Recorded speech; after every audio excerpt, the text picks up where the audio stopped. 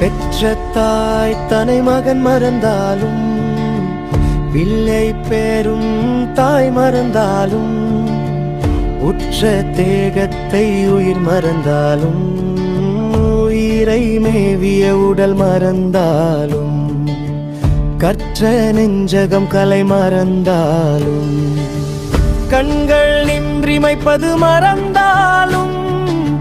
நற்றவத்தவருள் இருந்து